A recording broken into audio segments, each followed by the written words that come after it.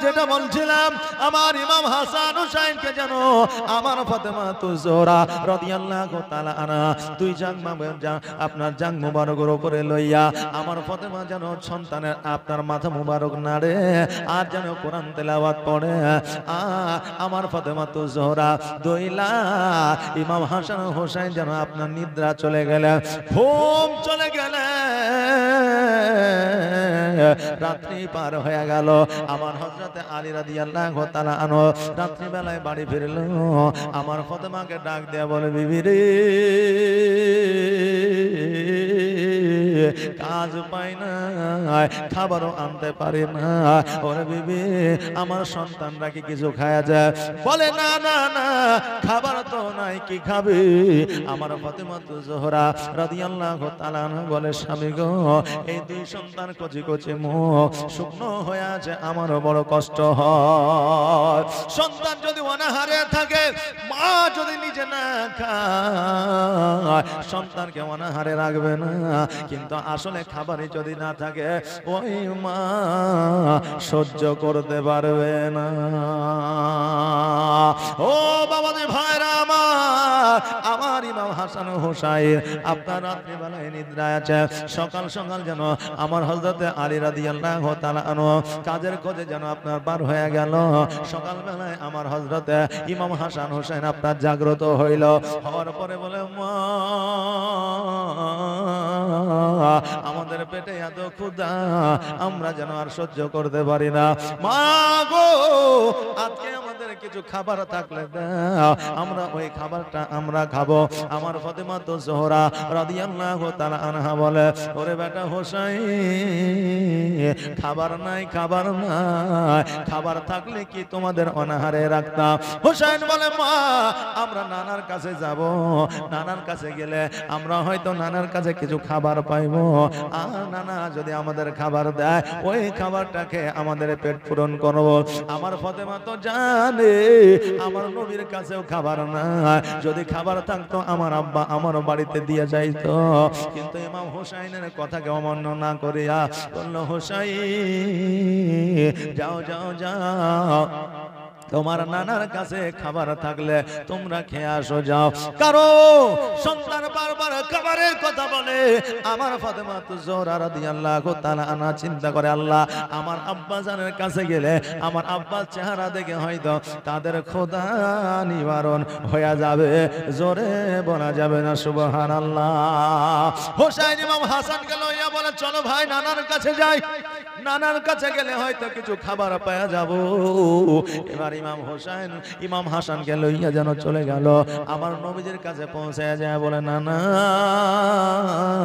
আমার মায়ের একটা বিচার করে দিতে হবে আমার নবীজি বলে আমার ফাতেমার বিচার এটা আবার কেমন কথা ও হোসাইন আমি ফাতেমাকে 15 বছর পর্যন্ত লালন পালন করেছি এখনো 9 বছর পর্যন্ত আমি আমার ফাতেমাকে দেখেছি বিবাহিত জীবনে কোনোদিন কোনো অন্যায় করে না কোনোদিন কোনো কথা আমাকে ন্যায় অন্যায় বলে না ও হোসাইন আমি ফাতেমার আমি বিচার করব কি বিচার করব বলো আমার হযরতে ইমাম হোসেন বলে নানা গো আমার মা আজকে 5 দিন ধরে আমাদের খাবার দেয় নাই অনাহারে রেখেছে আহারে আমার নবীজি বলে হোসাইন আজকে তোমরা 5 দিন ধরে অনাহারে আছো আজকে আমার ফাতেমা তো জোহরা রাদিয়াল্লাহু তাআলা আনহা আজকে তোমাদের চাইতো অনেক দিন ধরে আমার কন্যা ক্ষুধার্ত আছে জোরে বলেন সুবহানাল্লাহ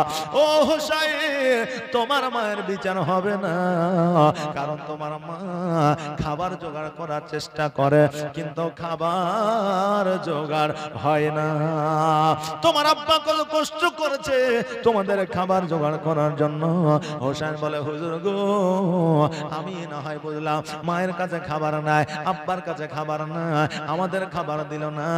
না না, করজোড়ে বলি গো না না, আমাদের পেটে খুবই জ্বালা, আপনার কাছে যদি কিছু খাবার থাকে আপনি আমাদের কিছু খাবার দেন। নবীজি আমার দুই চোখের পানি ঝরায় বলে, হোসাইন আমার কাছে যদি খাবার থাকতো রে, আমি যখন মসজিদে যাই তোমার বাড়ির পাশে দিয়া খাবার নাই বলে তোমাদের সঙ্গে সাক্ষাৎ করি না। ও হোসাইন খাবার যদি থাকতো আমি তোমাদের বাড়িতে পৌঁছায় দিতাম। ইমাম হাসান হোসেন আমার নবীজির দুই হাতখানা ধরে বলে, না না, ও না না গো, আর ক্ষুধার জ্বালা সহ্য করতে পারি না, খিদার জ্বালা সহ্য হয় না গো, না না, যদি একটা খেজুর থাকে গো না না আমাদের দেন, আমরা দুই ভাই অর্ধেক করে খাবো। আমার নবীজি বলে, হোসাইন আমার কাছে কোনো খাবার নাই রে ভাই, আমি কেমন করে তোমাদের খাবার দেব? ইমাম হাসান হোসেন যখন বারবার আপনার রিকোয়েস্ট করতে লাগলো, আমার নবীজি জুব্বা মুবারক উঠায়া আমার ইমাম হোসেনকে দেখালো, ও হোসেন দেখো রে, আজকে তোমাদের খাবার আমি কেমন করে দিব? আজকে আমি নবী অনেক দিন ধরে খাই না, পেটে পাথর বেঁধে রয়েছি। হযরতে জাবের হয়ে হাজির নবীজির কাছে, দেখে নজরে তার উদরে পাথর বাঁধা আছে, দেখে নজরে তার উদরে পাথর বাঁধা আছে। ওগো যাহার হাতে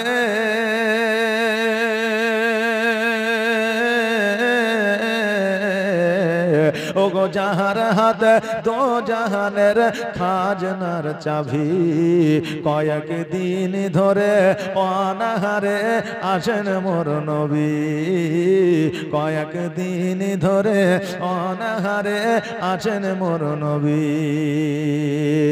এই দৃশ্য দেখে আছেন ভুকে মোর নবী তো যাহা, সব কাজ ফেলে জাবির চলে যেথায় তার মাকান। এই দৃশ্য দেখে আছেন ভুকে মোর নবী তো জাহান, সব কাজ ফেলে জাবির চলে যেথায় তার মাকান। গিয়ে আওয়াজ করে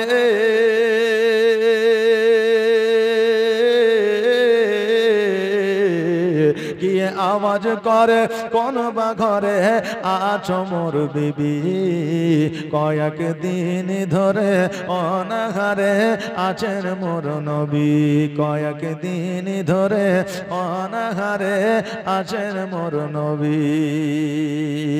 ওগো পেরিয়ে এসে বলে হেসে, ওগো মোর স্বামী যা ঘরে আছে জলদি করে রান্না করি আমি। ও বাবাজি ভাইরা, আমার মায়েরা, আমার নবীজি বললেন, হোসাইন আমার পেটে পাথর বাঁধা আছে রে, আমি কেমন করে তোমাদের খাবার দিতে পারি? ইমাম হোসেন বলে, না না গো, আমাদের পেটে যা ক্ষুধা ছিল, আমাদের পেটে যা ক্ষুধার যন্ত্রণা ছিল, না না আপনার পেটে পাথর বাঁধা দেখা আমাদের ক্ষুধা নিবারণ হয়ে গেছে। জোরে বলেন সুবহানাল্লাহ। ইমাম হাসান হোসাইনের শুকনো মুখগুলা দেখা আমার নবীজি যেন থাকতে পারে না। আমার ইমাম হাসান হোসেনকে বলে, যাও রে যা, তোমরা বাড়ির দিকে যাও, দেখি কিছু খাবারের ব্যবস্থা করা যায় কিনা। সারাদিন চলে গেল, খাবারের কোনো ব্যবস্থা হইল না। সন্ধ্যা হয়ে গেল, খাবারের ব্যবস্থা হইল না। রাত্রি যখন হয়ে গেছে, আমার ফাতেমা তুজহরা রাদিয়াল্লাহু তাআলা আনহা বলে, ওগো আমার নবীজি এত রাত্রি হয়ে গেছে, আমার স্বামী এখনো পর্যন্ত বাড়ি আসে না। আর কাজে থেকে কর্ম থেকে স্বামী যদি বাড়ি না আসে, কোনো বিবির ঘুম হবে না। আমার নবীজি বলে, ফাতেমা আমার আমার জামাই আলী কি এখনো আসে নাই? বলে না। আমার নবীজি বললে, ও ফাতেমা শোনো রে, আমি একবার দেখে আসে আলী কোন জায়গায় আছে, কি জানি কোনো বিপদ হইল কিনা। এবার আমার হযরতে নবী পাক সাল্লাল্লাহু তাআলা আলাইহি ওয়াসাল্লাম যেন গুটি গুটি পায়ে আপনার চলতে আরম্ভ করলে। এবার চলতে চলতে রাস্তার ধারে দেখছে যেন আমার আলী শুয়ে শুয়ে যেন কান্দে। জোরে বলেন সুবহানাল্লাহ। রাস্তার ধারে আমার আলী হাতের উপরে মাথা দিয়া শুয়ে শুয়ে শুয়ে যেন কান্দে। আমার নবীজি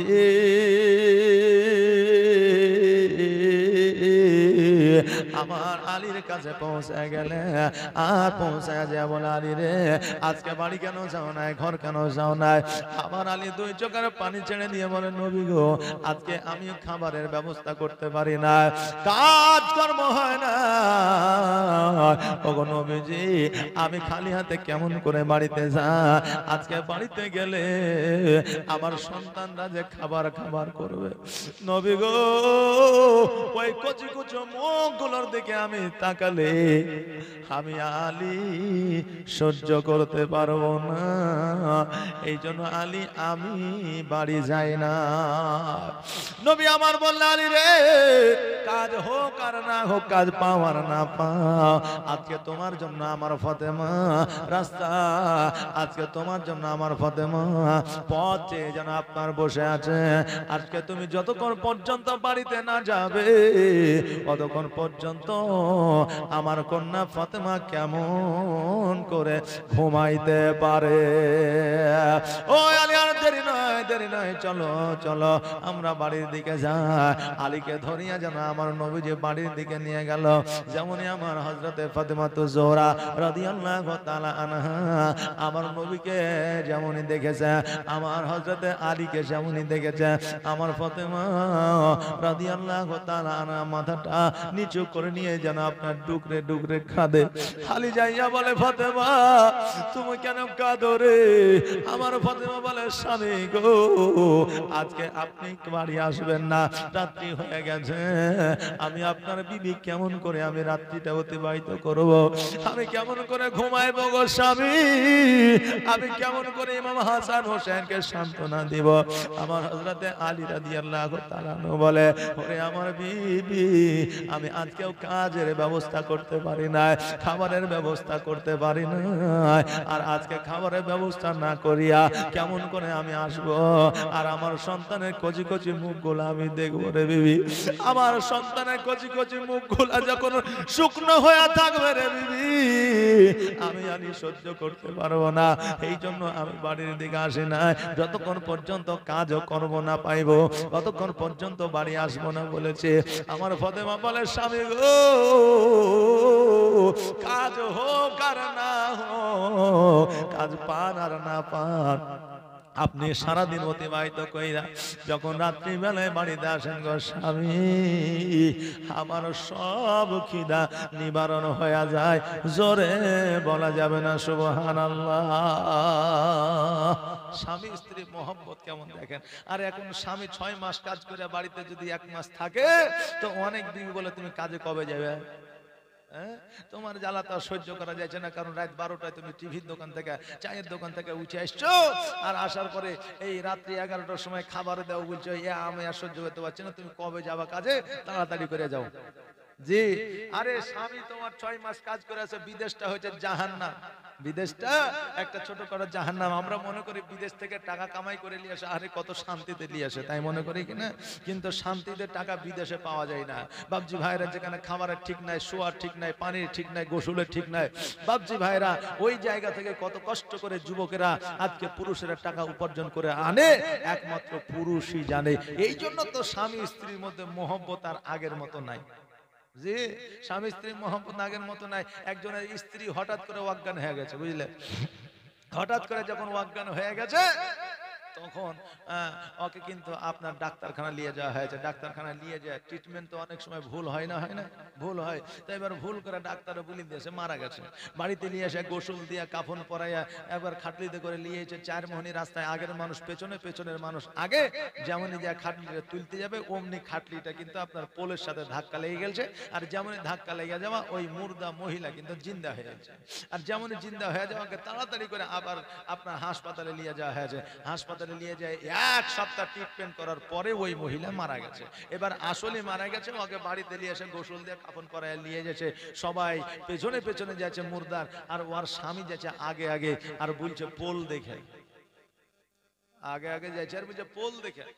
লোকে বলছে যে হারে, সবাই পেছে পেছে যাচ্ছে, তুই আগে আগে যাচ্ছিস আর বলছে পোল দেখা। কারণটাকে বলছে বেশি বকিস না, 1 সপ্তাহ আগে পোলে ধাক্কা লেগে জিন্দা হয়ে গেছে। এবার যদি আবার পোলে লেগে ধাক্কা লেগে যদি জিন্দা হয়ে যায়, তো আমার জীবনের রফা দফা শেষ। কথা কি বুঝলেন বাপ? হ্যাঁ, তো বিবিদের দেখে কত ভয় করে দেখেন এখনকার স্বামীরা, যে আপনার বিবি ধাক্কা লেগে জিন্দা হয়েছে, তার জন্য বলছে যে পোল দেখে। বাবজি ভাইরা, আমার মায়েরা, স্বামীদের এইরকম ভালোবাসা বাসিয়েন না, যাতে আপনি মারা গেলে ও যাতে শুকরিয়া আদায় না করে। আপনি যাতে মারা গেলে আপনাকে বলে যে বিবি রে, তোমাকে আল্লাহ আগে নিয়ে নিয়েছো, তুমি আগে যাও, আমি তোমার পরে পরে আমি আসতেছি। জোরে বলেন সুবহানাল্লাহ। তুমি যাও, আমি আসছি। কারণ আমাদের স্থান তো সকলের কবরে, নাকি বলেন? আমরা এখানে অস্থায়ী হয়ে আছি। কেউ যদি যায় তাহলে আমিও যাব, ও হয়তো আগে গেল, আমি হয়তো পরে যাব। বাবজি ভাইরা, আমার মায়েরা, তাই মৌলভী সাহেবের ওয়াজ শুনে আবার সাথে সাথে যাই আবার স্বামীর সেবা করতে লাগেন না, না হলে আবার জ্বালা আছে, নাকি বলেন? মৌলভী সাহেব বলেছে যে পুরুষেরা তোমরা স্বামী, তোমরা স্ত্রীদের বেশি বেশি করে নাম করিও। আমার রাসূল বলেছেন যে তোমরা স্ত্রীদের প্রশংসা করিও। কি প্রশংসা? সে যদি সাজগুজ করে, বলো তোমাকে সুন্দর লাগছে। সে যদি সবজি রান্না করে, রুটি করে, ভাত করে, তো সে খাবারের তোমরা নাম করিও যে তোমার সবজিটা খুব সুন্দর হয়েছে। মৌলভী সাহেব যখন এই কথা বলেছে, বুঝলেন, ও রাত্রিবেলায় জালসা শুনে বাড়িতে গেছে। বাড়িতে যে বিবি কিন্তু আবার ভাত রান্না করেছে আর সবজি রান্না করেছে, তো ও দেখছে যে তাই তো, আমার স্বামী তো ভালো কাজে গেছে জালসা শুনতে, তো একটু গোস্ত মস্ত হইলে মনে হয় ভালো হইতো। তো পাশের বাড়ির এক বহিন মাংস রান্না করেছে, তো ওকে যাবো যে বহিন কি তরকারি, পাশের বাড়ির সবজি লেওয়া দেওয়া হয় না যে হয়, তো বলছে আর বলিস না, দেশি একটা মুরগি ছিল তাই কাটেছে, এবার একটু দেখে না, আমার স্বামীরা এসে খাবে রাতের বেলায়, ওকে দিয়েছে। দেওয়ার পরে এবার রাত্রিবেলায় ওকে জালসাতে গেছে, ওকে খাইতে দিয়েছে। এবার ও তো মৌলভী সাহেবের কাছ থেকে শুনেছে যে স্বামীর স্ত্রী যদি খাবার দেয় তাহলে তার প্রশংসা করতে হবে। তো রাতের বেলায় বলছে যে বিবি রে, তুই যে খাবারটা রান্না করেছিস কত যে সুন্দর। ও বলছে হ্যাঁ রে, সারা জীবন আমার হাতের খাবার খেলি, একদিনও নাম করলি না, আর পাশে বাড়ির মহিলার যেমনই খাবার লেগেছে যে অমনি খুব সুন্দর হয়েছে। বলছে সুবহানাল্লাহ, মাশাআল্লাহ। তো এইরকম সঙ্গে সঙ্গে অ্যাকশন নিয়ে না, নাহলে অসুবিধা আছে। আজকে শুনবেন, 2 দিন পরে বা 4 দিন পরে স্বামীর সেবা করবেন। স্বামীর সেবা করা আমাদের একটা জান্নাতে যাওয়ার রাস্তা মায়েদের। অতএব স্বামীকে দুঃখ, ব্যথা, বেদনা, কষ্ট দিবেন না। আমি বলেছিলাম কালকে যে স্বামীদের 3টা জায়গায় স্ত্রীরা শাসন করতে পারবে, বলিনি? হ্যাঁ বলেছিলাম, কিন্তু কোন কোন জায়গায় এই কথা কিন্তু বলা হয়নি। শুনবেন, যে শুনবেন, 3 জায়গায় শাসন করতে পারবে। এক, স্ত্রী ছাড়া যদি পরকীয়ায় লিপ্ত হয়, অর্থাৎ পর স্ত্রীর প্রতি যদি তার চাহিদা বাড়ে, তাহলে সেই জায়গাতেও শাসন করতে হবে। কারণ এটা হচ্ছে হারাম। নিজের স্ত্রী হালাল, পর স্ত্রী হারাম। অতএব এই হারাম কাজে স্ত্রী যদি শাসন করে তো তার কোনো গুনাহ হবে না। জোরে বলেন সুবহানাল্লাহ। দ্বিতীয় হলো, যদি টাকা উপার্জন করে স্ত্রীকে হিসাব না দেয়। এখন অনেক পুরুষ আছে, আমি রোজগার করছি, উপার্জন করছি, তুই হিসাব নেওয়ার কে? বলে না, বলে না, তোমাকে হিসাব দিতে হবে। যতক্ষণ পর্যন্ত স্ত্রীকে হিসাব না দিবা, ততক্ষণ পর্যন্ত তোমার সংসারে বরকত আসবে না। কারণ তুমি যে সংসারটা করো, তোমার সংসারের প্রতি যতটা দরদ, একজন মহিলার সংসারের প্রতি অতটাই দরদ। বাবজি ভাইরা, এই 2 জায়গায় আপনি উপার্জন করে যদি হিসাব না দেন, স্ত্রী জোর করে আপনার কাছ থেকে হিসাব নিতে পারবে। এই 2 নম্বর জায়গা। 3 নম্বর জায়গা হলো, আপনি যদি মদ খান, তাড়ি খান, জুয়া খেলেন, তা আপনার জন্য ওই স্ত্রী কেস পর্যন্ত করতে পারবে। কারণ এগুলো হচ্ছে হারাম। আপনাকে হারাম থেকে বাঁচাতে চাইছে, আর এই হারাম থেকে বাঁচানোর জন্য ওই মহিলার কোনো গুনাহ বা কোনো পাপ হবে না। জোরে বলেন সুবহানাল্লাহ। এই 3 জায়গায় আমার মা বোনেরা স্বামীদের শাসন করতে পারবে।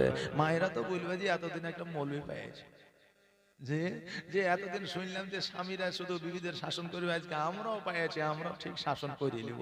যাই হোক বাপজি ভাইরা, আজকে বর্তমানে যুবকেরা যেইভাবে আপনার সিগারেট আর বিড়ি খেয়েছে, তাতে আমরা মৌলবী মানুষ যদি পার্শ্বে দিয়েও যাই তাহলে বুঝলেন ওই সিগারেট কিন্তু ফেলছে না।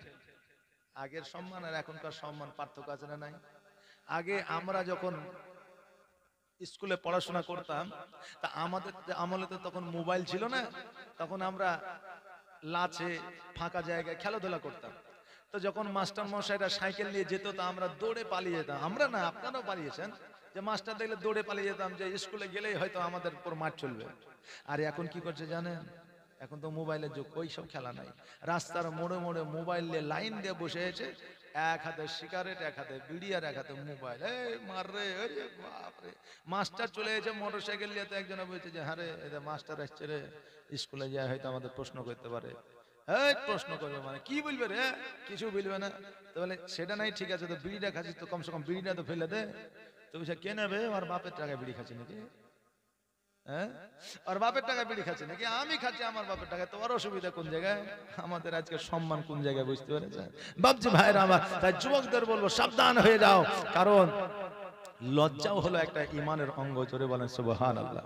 তাই তোমরা শিক্ষকদের সম্মান করো এবং গুরুজনদের সম্মান করো। আল্লাহ পাক রব্বুল আলামিন যেন সেই তৌফিক দান করেন। সকলে বলে আমিন সুম্মা আমিন। আসেন একবার দোয়া পড়ি, আল্লাহুম্মা সাল্লি আলা মুহাম্মাদ ওয়া আলা আলি মাওলানা মুহাম্মাদ। ও বাবাজি ভাইরা, আমার নবী পাক সাল্লাল্লাহু তাআলা আলাইহি ওয়াসাল্লাম আমার আল্লাহর দরবারে হাত দুখানা উত্তোলন করলে, আল্লাহ গো, আজকে আমার ইমাম হাসান হুসাইন ওয়ানাহারে, আমার জান্নাতের রানী ফাতেমা ওয়ানাহারে, আজকে আমার জামাই আলী ওয়ানাহারে, ওগো আল্লাহ, জান্নাত হইতে যদি কিছু খাবার পাঠায় দে, আমার ইমাম হাসান হোসেন খাবে। আমার আল্লাহ বলে, হাবিব গো, আজকে তুমি দোয়া করেছো, ফরিয়াদ করেছো, তোমার দোয়া তোমার ফরিয়াদ আমি আল্লাহ ফিরাইয়া দিব না। যাও যাও যাও, আমি জিবরিল আমিনের মাধ্যম দিয়া আমি খাবারটা আমি ফাতেমার বাড়িতে পৌঁছায়া দিলাম। শুধু পৌঁছে দেওয়া নয়, ও আমার হাবিব, আমার জিবরিল আমির পরিচালনা পরিমাশনা করে সকলকে খাওয়ায়া দাওয়ায়া নিয়ে আসবে। জোরে বলেন সুবহানাল্লাহ। হযরত জিবরিল আমিন আলাইহিস সালাম জগতের মধ্যে আসলেন জান্নাতি খাবার নিয়া, আমার ফাতেমাতু জোহরা রাদিয়াল্লাহু তাআলা আনহাকে দিলে, আমার হযরত ইমাম হাসান ও হোসেন রাদিয়াল্লাহু তাআলা আনহুকে দিলে, আমার আলী রাদিয়াল্লাহু তাআলা আনহুকে দিলে, আমার নবী পাক সাল্লাল্লাহু তাআলা আলাইহি ওয়াসাল্লামকে দিলে। সবাই যেন পেট পূরণ করে খাইলেন। এবার পরের দিন আমার নবী যে মসজিদে নববীতে গিয়েছে, আমার হযরত ওসমান গনি রাদিয়াল্লাহু তাআলা আনহু বলে, ওগো নবীজি, আমার বাড়িতে আপনার দাওয়াত রইল গো নবী, আমার বাড়িতে আপনি খাইবেন যাইবেন। আমার নবীজি বললেন ঠিক আছে। জুম্মার দিন আমার হযরত ওসমান গনির সাথে সাথে আমার নবীজি যেন আসতেছে, আর ওসমান গনি যেন আমার নবীজির পদতল আপনার পদকদম আপনার যেন গন্তে আসে। আমার নবীজি যখন ওসমান গনিতে বাড়িতে আসলেন, আসার পরে ওসমান গনিকে বলে, ওসমান রে, আমি যখন মসজিদ থেকে তোমার বাড়ি পর্যন্ত আসলাম, তুমি আমার কদম মুবারক গুনলে, কারণটা কি? ওসমান গনি ডাক দিয়ে বলে, ইয়া রাসূলুল্লাহ, ইয়া হাবিবাল্লাহ, নবী গো, আমার বাড়িতে আপনি দাওয়াত খেতে আসছেন বলে আপনার এক এক কদমের পরিবর্তে আমি গোলামকে আজাদ করে দিয়েছি। জোরে বলেন সুবহানাল্লাহ। আলী রাদিয়াল্লাহু তাআলা আনহু শুনলে মনটা যেন বড় খারাপ হইল। এবার বাড়িতে আসলে, আসার পরে আমার আলী রাদিয়াল্লাহু তাআলা আনহু যেন আপনার মুখটাকে নিচু করে নিয়ে যেন কেমন কি যেন ভাবতেছে। এবার বিবি ফাতেমা রাদিয়াল্লাহু তাআলা আনহা যেন বলতেছে, স্বামী গো, আপনার কি হয়েছে? মনটা কেন ভারী? কি বলতে চাইছেন বলো, কারণ আপনার মনটা ভারী থাকলে আমি ফাতেমা সহ্য করতে পারি না। ও বাবা যে ভাইরা আমার মায়েরা, এবার আমার আলী রাদিয়াল্লাহু তাআলা আনহু বললেন, বিবি রে, আজকে ওসমান গনিকে আল্লাহ টাকা দিয়েছে, পয়সা দিয়েছে, সম্পদ দিয়েছে, আমার নবীজিকে দাওয়াত করে নিয়ে গিয়ে এক এক কদম মুবারকের পরিবর্তে গোলামকে আজাদ করে দিয়েছে। আজকে আমার নবীজি বড় খুশি হয়েছে। ও ফাতেমা, আজকে আমি আলী, আমারও যদি টাকা থাকতো, পয়সা থাকতো, ধন সম্পদ থাকতো, আমিও নবীজিকে দাওয়াত করিয়া আমিও নবীর গোলামকে আজাদ করে দিতাম। ফাতেমা জোহরা রাদিয়াল্লাহু তাআলা আনহা বলে, ও ভাই আমার প্রাণের স্বামী, শুনে নাও, শুনে নাও, আপনার যখন মনে এত বড় শখ, আপনার মনে যখন এত বড় শখ, আপনি আমার নবীজিকে আগামী শুক্রবারের দিন দাওয়াত করে দেন, জুম্মার পরে আমার বাড়িতে এসে খাওয়া দাওয়া করবে। জোরে বলেন সুবহানাল্লাহ। আলী রাদিয়াল্লাহু তাআলা আনহু বলে, বিবি রে, বাড়িতে আমার নবী তো খাওয়া দূরের কথা, আমাদের খাবার জোটে না, আমার নবীকে কেমন করে খাওয়াবো? বিবি রে, মান ইজ্জতের ব্যাপার, আমার নবী আসিয়া যদি খাবার না পায় আমার ইজ্জত থাকবে না। অতএব বিবি, তুমি কি ভেবে চিনতে বলছো? আমার ফাতেমা জোহরা রাদিয়াল্লাহু তাআলা আনহা বলে, ওগো আমার প্রাণের স্বামী, আমার উপরে আপনি ভরসা রাখতে পারেন, আর আমার নবীজিকে আপনি দাওয়াত করে দিতে পারেন। আমার হযরত আলী রাদিয়াল্লাহু তাআলা আনহু মিচকে হাসিয়া বিবির দিকে তাকায়া বলল, বিবি রে, তাহলে আমি নবীকে দাওয়াত করতে যাই? বলে, হ্যাঁ যান। এবার আমার হযরতে আলী রাদিয়াল্লাহু তাআলা আনহু যেন আপনার চলে আসলেন আমার নবীজির কাছে, আর আমার নবীজিকে বললে, হুজুর, আগামী শুক্রবারের দিন আমার বাড়িতে আপনার দাওয়াত রইল, দাওয়াত খাইতে চাইতে হবে। আমার নবীজি বললে, সাহাবীরা, আজকে আলী দাওয়াত করেছে, আজকে আমার সঙ্গে তোমাদের যাইতে হবে। জোরে বলেন সুবহানাল্লাহ। আলী তো মনটা বড় খারাপ, বলে, আমি তো নবীকে শুধু যাইতে বললাম, আমার নবীজি সাহাবীদের বললে, ও আল্লাহ, নবীজির খাবার আমি মেইনটেইন করতে পারি না, এত সাহাবীর খাবার কেমন করে মেইনটেইন করব? আমার নবীজি ইলমে গায়বের সংবাদ দিলে বলা দাতা নবী আলীকে ডাক দিয়ে বলে, আলী, তুমি কি ভাবতেছো? তোমার মনটা কেন অখুশি বেজার হয়ে গেল? আলী বলে, হুজুর গো, আমি কিছুই ভাবি না, আমি কিছুই ভাবি না। আমার নবীজি বলতে, আলী, তুমি কি ভাবতেছো আমি জানি। অতএব ফাতেমা যখন বলে দিয়েছে, যাও যাও, কোনো অসুবিধা হবে না। আমার আলী রাদিয়াল্লাহু তাআলা আনহু বাড়িতে আসলে নিজের বিবি ফাতেমা জোহরা রাদিয়াল্লাহু তাআলা আনহাকে বললে, বিবি রে, আমার বাড়িতে আমার নবী শুধু নয়, নবীজের সাহাবীরা পর্যন্ত আসবে, বিবি, কেমন করে খাবারের ব্যবস্থা করব? আমার নবীদের খাবারই তো ব্যবস্থা হয়নি, সাহাবীদের খাবার কেমন করে করব? আমার মা ফাতেমা রাদিয়াল্লাহু তাআলা আনহা মিচকে হাসি দিয়া বলল, ও আমার স্বামী গো, আপনি কোন রকমের চিন্তা করবেন না, টেনশন করবেন না। ও ভাই আমার প্রাণের স্বামী, আপনি কোন রকমে আপনি চিন্তা করিয়েন না, আল্লাহ রুজির মালিক, আল্লাহ খাবারের ব্যবস্থা করে দেবে ইনশাআল্লাহ। জুম্মার দিন হয়েছে, শুক্রবারের দিন নামাজ পড়ার পরে আমার হযরতে আলী রাদিয়াল্লাহু তাআলা আনহু আমার নবীজিকে নিয়ে আসে, আর যেন আপনার কদম মুবারকটা গনে। জোরে বলেন সুবহানাল্লাহ। এইদিকে আলী চিন্তা করে, আল্লাহ, খাবারের ব্যবস্থা হইল কিনা জানি না, তবে খাবারের ব্যবস্থা না হইলে আমি আলী বড় অপদস্থ হয়ে যাব, আমার নবীজি অপমান হয়ে যাবে। অতএব আল্লাহ, ইজ্জতের মালিক, বেইজ্জতের মালিক তুমি। এইদিকে আমার ফাতেমা জোহরা রাদিয়াল্লাহু তাআলা আনহা আল্লাহ দরবারে হাত দুখানা উঠে বলে, আল্লাহ, আজকে সারা জাহানের বাদশাহ, আকায়ে নবী, আকায়ে নামদার, তাজদারে মদিনা, আহমদ মুস্তাফা মুহাম্মদ রাসূলুল্লাহ সাল্লাল্লাহু তাআলা আলাইহি ওয়াসাল্লাম আমার বাড়িতে আসতেছে। ওগো আল্লাহ, আজকে যদি আমার নবী অপমান অপদস্থ হয়ে যায়, আল্লাহ তুমি বেজার হয়ে যাবা। ওই আল্লাহ, আসমান হইতে আর জান্নাত হইতে কিছু খাবার পাঠিয়ে দেন, যাতে নবীজির সাহাবীদের সম্মান হয়ে যায়, আমার নবীরও সম্মান হয়ে যায়। জোরে বলেন সুবহানাল্লাহ। আমার আল্লাহ ডাক দিয়ে বলে, জিবরিল আমিন, আমার হাবিবের সাহাবীরা আমার হাবিব আসতেছে মেহমান হয়ে আমার ফাতেমার বাড়িতে, জান্নাতের রানীর বাড়িতে। ও জিবরিল, দেরি করিও না, দেরি করিও না, যাও যাও যাও, জলদি করে যাও, আর জান্নাত হইতে খাবার আমার ফাতেমার বাড়িতে পৌঁছাইয়া দাও।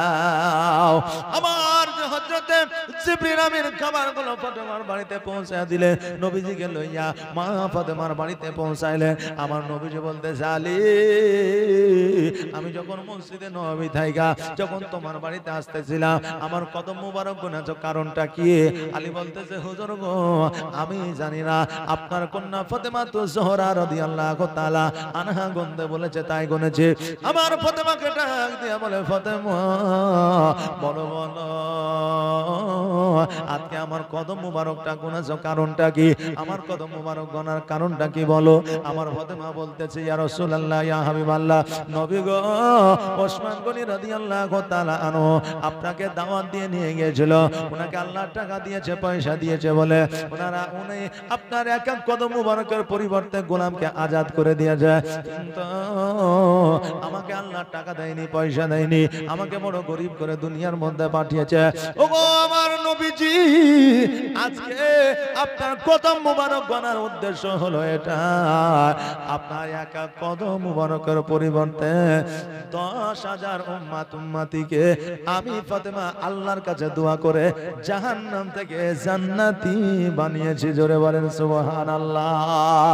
ও আমার নবীজি, 10,000 উম্মতিকে জাহান্নাম হইতে জান্নাতি আমি করেছি ফাতেমা আমার খোদার দরবারে দোয়া করে। আমার নবীজি বড় খুশি হইলেন গো, বলে ও ফাতেমা, এই জন্য আল্লাহ তোমাকে জান্নাতের রানী বানিয়েছে। তবে ফাতেমা, একটা জানার বিষয় আছে রে মা। আমার ফাতেমা বললেন, কি বিষয়? বলে ফাতেমা, তোমাকে আল্লাহ জান্নাতের রানী বানিয়েছে ঠিকই, তুমি জান্নাতের সর্দারিনী ঠিকই, কিন্তু তোমার আগেও একজন মহিলা যাবে জান্নাতে। জোরে বলেন সুবহানাল্লাহ। ও গো দিবানা হইয়া ডাকি তোমায়, সারা আদাও না গো একবার। ও গো পাগল হইয়া ডাকি তোমায়, সারা আদাও না গো একবার। ও গো প্রেমিক হইয়া ডাকি তোমায়, সারা আদাও না গো একবার। আর প্রথম যেদিন আসিলে ভাবে, আর চিহ্ন ইনসা দরদ পড়ে কত গৌরবে। আর প্রথম যেদিন আসিলে ভাবে, আর চিহ্ন ইনসা দরদ পড়ে কত গৌরবে। যাক রহমতের সীমানা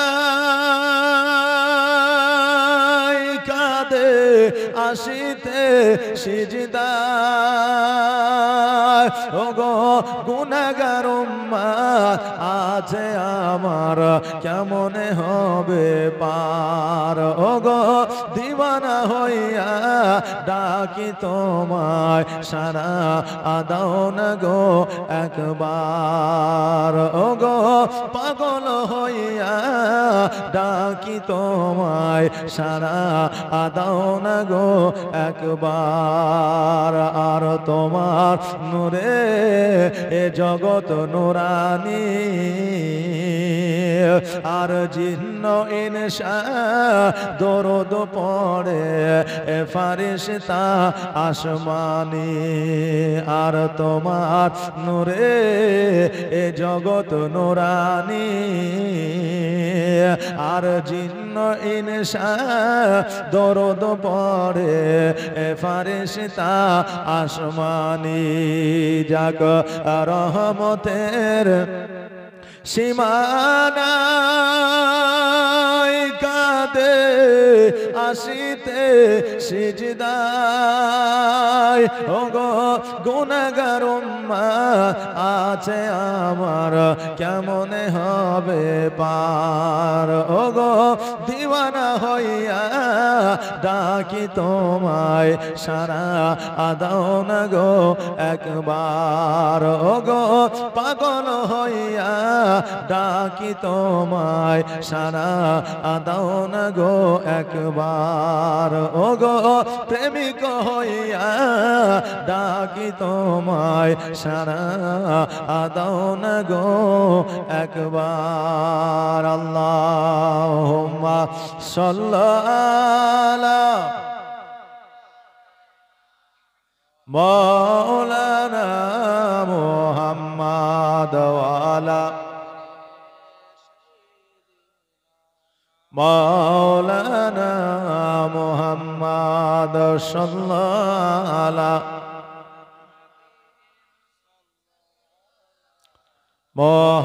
मोहम्मद हरदम ज़बां से निकालो पाक नामे मोहम्मद हरदम ज़बां शफियाना আমার নবীজি বলতেছে ফাতেমা ও ফাতেমা শোনো রে আজকে তোমাকে আল্লাহ জান্নাতের সর্দারিনী বানিয়েছে আল্লাহ জান্নাতের রানী বানিয়েছে তবে ফাতেমা শোনো আজকে তোমার আগে একজন জান্নাতে যাবে যে তোমার আগে জান্নাতে যে জান্নাতে যাবে তার নাম হলো উম্মে জামিলা জোরে বলেন সুবহানাল্লাহ আমার ফাতেমা তু জোহরা রাদিয়াল্লাহু তাআলা আনহা বলে ওগো আব্বা আমার আগেও জান্নাতে যাবে কে সে তার পরিচয়টা কি আমার দয়ার নবী মায়ার নবী সাল্লাল্লাহু তাআলা আলাইহি ওয়াসাল্লাম বলে ও ফাতেমা শোনো রে যে তোমার আগেও জান্নাতে যাবে সে আর কেউ নয় ও হলো এক কাঠুরিয়ার বিবি জোরে বলুন সুবহানাল্লাহ আমার ফাতেমা তু জোহরা রাদিয়াল্লাহু তাআলা বলতেছে আব্বা গো আমি একবার ওই মহিলার সঙ্গে দেখা করতে চাই সাক্ষাৎ করতে চাই ওই মহিলাকে আমি একবার দুই চোখে দেখতে চাই আমার নবী পাক সাল্লাল্লাহু তাআলা আলাইহি ওয়াসাল্লাম বললেন ফাতেমা তোমার বাড়ি থেকে উত্তর দিকে যাবে একটা বন জঙ্গল পাবে ওই জঙ্গলের মধ্যে তারা স্বামী স্ত্রী বসবাস করে তুমি যাইয়া দেখে নিবে আমার ফাতেমা তু জোহরা রাদিয়াল্লাহু তাআলা আনহা পরের দিন সকাল বেলা আমার ফাতেমা রাদিয়াল্লাহু তাআলা আনহা যেন চলতে আরম্ভ করলে উত্তর দিকে যাইয়া একটা জঙ্গলের মধ্যে দেখছে যেন একটা আপার বাড়ি আছে ওই কাঠুরিয়ার বাড়ি ওই জায়গায় বসবাস করে জঙ্গলে কাঠ কেটে সংসার চালায় এবার বাড়িতে যাইয়া আওয়াজ দিলে এবার বাড়িতে যাইয়া আওয়াজ দেওয়ার পরে বলল কে গো তুমি বলে আমি হলাম কাঠুরিয়ার বিবি আর বললেন আপনি কে বলে আমি হলাম জনাবে মুহাম্মদ রাসূলুল্লাহ সাল্লাল্লাহু তাআলা আলাইহি ওয়াসাল্লামের কন্যা যার নাম হলো ফাতেমা যাকে আমার নবীজি বলেছে জান্নাতের রানী জান্নাতের সর্দারিনী এবার ওই মহিলা বলল শোনো গো ও ফাতেমা কেন তুমি এসেছো আমার ফাতেমা বলল আমি এই জন্য এসেছি তুমি নাকি আমার আগে জান্নাতে যাবে এই জন্য তোমার সঙ্গে আমি সাক্ষাৎ করতে এসেছি উম্মে জামিলা বলল ও ফাতেমা আমারও বহুদিনের শখ আমি তোমার সঙ্গে সাক্ষাৎ করব আমি তোমার সঙ্গে দেখা করব রে বোন কিন্তু আমি তোমার সঙ্গে সাক্ষাৎ করতে আমি পারি না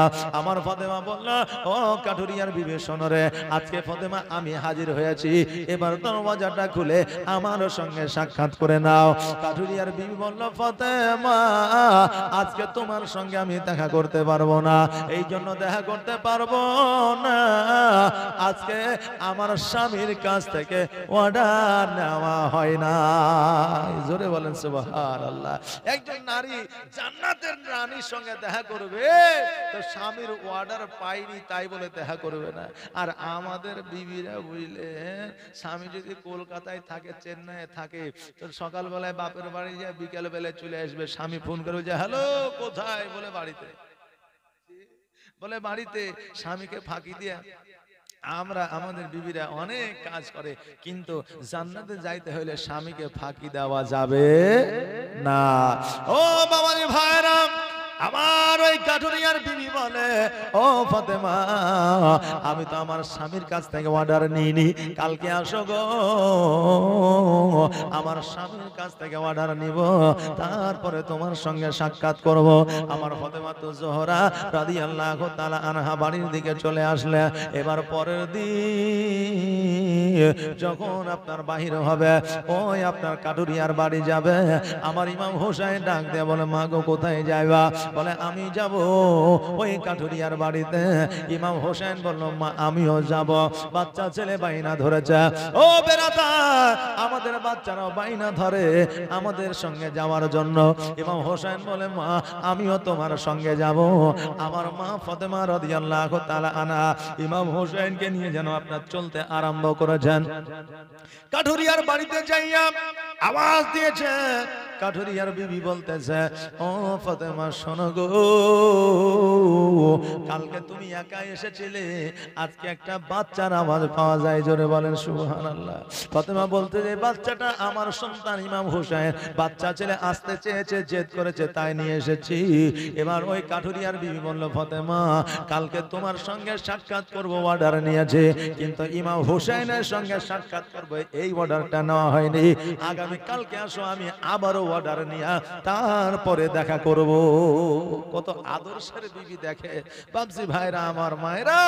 আর এখন বুঝলেন স্বামী নাই, আর স্ত্রী দেওরের সঙ্গে আর কি করে, তারপরে আপনার বোনের সঙ্গে আর কি করে, তারপরে আপনার পাড়া প্রতিবেশী ছেলেদের সঙ্গে আর কি করে। বাবজি ভাইরা, আমার মায়েরা, শরীয়তের এটা বিধান নয়। অতএব তুমি যুবকের সঙ্গে আর কি করতে পারো না। ও বাবাজি ভাইরা, কেমন আদর্শের বিবি দেখেন। আমার হযরতে ফাতেমা জোহরা রাদিয়াল্লাহু তাআলা আনহা আবারও ফিরে আসলেন। এবার পরের দিন যখন আবার বাইর হয়ে যাচ্ছে, ইমাম হোসেন যেন সঙ্গে নিয়েছে। এবার হাসান বলছে, মা ইমাম হোসেন কোথায় যায়? বলে আমার সঙ্গে যায়। ইমাম হাসান বলল, মা গো, এ ভাই যখন যায় আমিও তোমার সঙ্গে যাব। ফাতেমা বলল, হাসান তুমি যাও না, আমি বড় কষ্ট করে কাঠুরিয়ার বিবিকে দেখতে যাইতেছি, আজকে তুমি যদি যাও আজকেও হয়তো সাক্ষাৎ করবে না। হাসান যেন আপনারা মানে না, বাচ্চা ছেলে মায়ের সৎ পাইলে আর কি চাই, মায়ের সঙ্গ যদি পায় তাহলে আর কি চায়। এবার আমার মা ফাতেমা রাদিয়াল্লাহু তাআলা আনহা ইমাম হাসান ও হোসেন দুই ভাইকে নিয়ে গেল, আর কাঠুরিয়ার বাড়ির সম্মুখে যখন দাঁড়াইলো, এইদিকে দুই ভাই যেন কথাবার্তা বলে।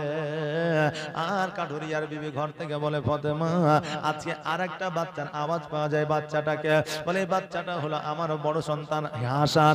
বলে, ও ফাতেমা আমি হোসেনের সঙ্গে সাক্ষাৎ করব অর্ডার নিয়েছি, কিন্তু হাসানের সঙ্গে সাক্ষাৎ করব এই অর্ডার তো নেওয়া হয়নি, কালকে আসো, আমি নচে দেখা করতে পারবো না। স্বামীর অর্ডার নেওয়া হয় নাই, জোরে বলুন সুবহানাল্লাহ। ও বাবাজি ভাইরা, দুই বাচ্চার আওয়াজ শুনে কাঠুরিয়ার বিবি ঘর থেকে বুঝে নিয়েছিল, আজকে পিঠাপিঠি যদি ভাই থাকে তাদের বন্দি পড়ে না, পড়ে না। এক ভাই অপর ভাইকে ঘুষাবে, ওই ভাই অপর ভাইকে ঘুষাবে, দুইজনে ঘুমে ফ্ল্যাট, একদম ঘুম, কঠিন ঘুম। দুজনকে একই বিছানায় শুইয়ে দেন, যদি এক ল্যাপের মধ্যে রাখেন, আর সকালবেলায় যায় দেখবেন যে একজনের আপনার কি বলবো, একজনের মাথা হয়েছে ওর পায়ের দিকে, আর ওর মাথা হয়েছে ওর পায়ের দিকে, মানে রাতে যে যখন চেতন পেয়েছে সে তখন ঘুষালছে, এই তুই আমার উপর পা দিয়েছিস, মানে এই তুই আমার উপর পা দিয়েছিস, মানে বুঝলেন। মানে পিঠাপিঠি ভাই হলে তাদের যে মহব্বত নাই তা না, তাদের মহব্বত আছে, কারণ এক ভাই কাঁদিলে অপর ভাই কাঁদে। রাস্তাঘাটে খেলতে যদি একজন কাউকে এক ভাইকে মারে তো ও যে লড়ে না, কিন্তু এরা দু ভাই বাড়িতে আসলে কিন্তু মারামারি করে, এটাই তো মহব্বত বাবজি ভাইরা। ও আমার বাবাজিরা, ইমাম হাসান হোসেনকে নিয়ে বাড়ি আসলেন। বাড়িতে আসার পরে পরের দিন আবার গেলেন দেখা করতে, সাক্ষাৎ করতে। কাঠুরিয়ার বিবি দেখা করলো, সাক্ষাৎ করলো। আমার ফাতেমাকে ডাক দিয়ে বলে, ফাতেমা ও ফাতেমা বলো রে, আজকে তুমি আমার সঙ্গে সাক্ষাৎ করতে এসেছো, এর চাইতে বড় নসিব বলা কে হইতে পারে? আমার ফাতেমা বলল, উম্মে জামিলা এ কাঠুরিয়ার বিবি শোনো, তুমি নাকি আমার আগেও জান্নাতে যাবে। বলো বলো কি এমন স্পেশাল আমল করেছ, কি এমন গুরুত্বপূর্ণ আমল করেছ যে আমলের জন্য আমার আগেও তুমি জান্নাতে যাবে। ওই কাঠুরিয়ার বিবি বলল, শোনো গো, আমি কোনো স্পেশাল আমল করি না, আমি জীবনে 3টা আমল করি। 1 নম্বর আমল হইল আমি আল্লাহর ইবাদত উপাসনা করি। জোরে বলেন সুবহানাল্লাহ। 2 নম্বর ইবাদত হইল আমার নবীর কলমা পড়ি। 3 নম্বর আমল হইল আমার স্বামীর অর্ডার ছাড়া কিছুই করি না। জোরে বলেন সুবহানাল্লাহ। এই 3টা আমল করি। আমার ফাতেমা জোহরা রাদিয়াল্লাহু তাআলা আনহা চিন্তা করে, আল্লাহ এই আমল তো আমিও করি, এই আমল তা আমিও করি, কিন্তু আমার আগে জান্নাতে যাইবে কেমন করে?